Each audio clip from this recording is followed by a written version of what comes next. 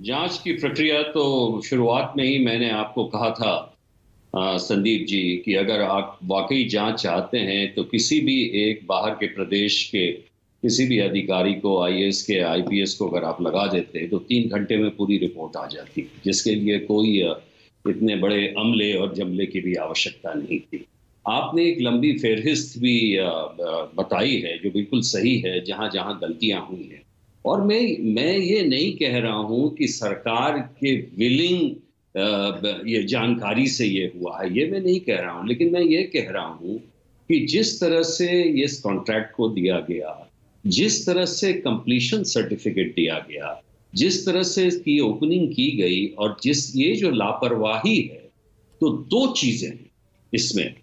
महेश वर्मा जी, मेरे को just 2 minute दीजिए, मैं जानना चाहूंगा आपसे भी, इसमें कोई शक नहीं।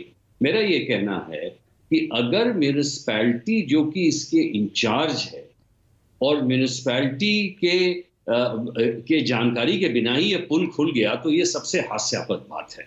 और अगर ये खुला उनकी जानकारी से और जैसे कब्जे टूटे हुए थे और जो वो एंकर के पिंस निकले हुए थे, तब सवाल ये है संदीप जी जो आपने कहा है कि क्या ये जो एक्शन है, क्या ये डिपार्टमेंट इंक्वायरी तक ही सीमित होना चाहिए, क्या कि वो केस में भी परिणत होना चाहिए?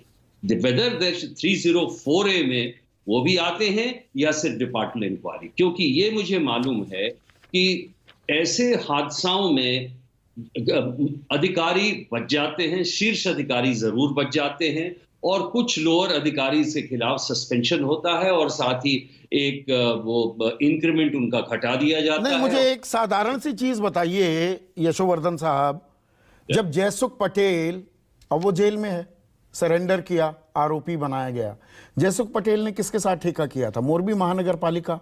चीफ एग्जीक्यूटिव ऑफिसर कौन है? एसवी जाला। जनरल बॉडी के हस्ताक्षर के बिना ये इजाजत इनको दे दी गई, तो ये चारों पांचों अधिकारियों से तो अब तक जांच हो जानी चाहिए थी। इसमें डिपार्टमेंटल इंक्वायरी की क्या बात है? अगर जयसुख पटेल के लिए कानून चल रहा है तो इन अधिकारियों के लिए भी वही कानून चलेगा, वही जांच चलेगी। सबसे पहली बात तो यह है कि अगर एमसीडी या जिसने भी एक कंप्लीशन रिपोर्ट का क्लियरेंस दिया, जबकि हालत वो थी उस ब्रिज की, और उसके बाद भी ऐसी व्यवस्था नहीं रखी कि लोग जाकर वहां खींच रहे हैं और ज्यादा से ज्यादा लोग वहां पे आ गए हैं, तो इसका मतलब एमसीडी के तो एक गंभीर समस्या है उसमें और उनके गंभीर आरोप बनते हैं। और इसलिए मुझे लगता है कि महेश वर्मा जी चाहे जो भी अभी कहें, मैं आप ये दो चीज बताना चाहता हूं। नहीं, उनका नो ऑब्जेक्शन सर्टिफिकेट भी नहीं आया, किसी को कानो कान खबर नहीं हुई, पुल को खोल दिया गया। ये कह महानगर पालिका कह रही है हमसे नहीं पूछा जी। इसलिए अरे आपसे नहीं पूछा, आपको पता कैसे नहीं लगा? इसलिए मैं कह रहा हूं यहाँ पे एक तरह की जो होलिस्टिक रिपोर्ट की हम बात करते हैं, उस तरह की ये जांच हुई नहीं, और ये पार्ट्स में की गई ताकि एक जगह एमसीडी की रिस्पांसिबिलिटी भी अलग हो जाए, और ये जो केस है जिसमें ये छोटे छोटे लोग बुक हुए हैं, उसमें अवश्य इसका दायरा ज्यादा बढ़ना चाहिए।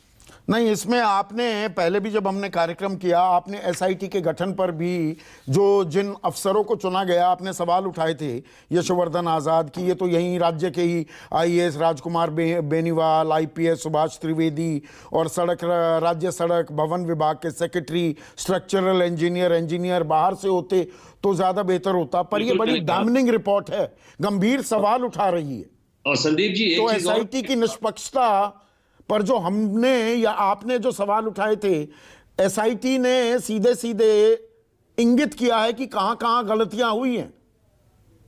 और संदीप जी, मैंने एक चीज और कही थी, मैंने ये भी कहा था कि ये जो पूरी इसकी जांच 3 घंटे में हो सकती है, एक बाहर के अफसर किसी को ले आइए और वो जांच सरकार के लिए बहुत अच्छी होती, क्योंकि उसमें जो चिन्हित लोग थे वो उसमें फंसते, और ये सरकार के लिए बड़ी अच्छी बात होती कि सही लोग उसमें पकड़ाते और सही कार्रवाई होती, और इतना सवाल भी नहीं उठता, ना उतने जवाब देने पड़ते।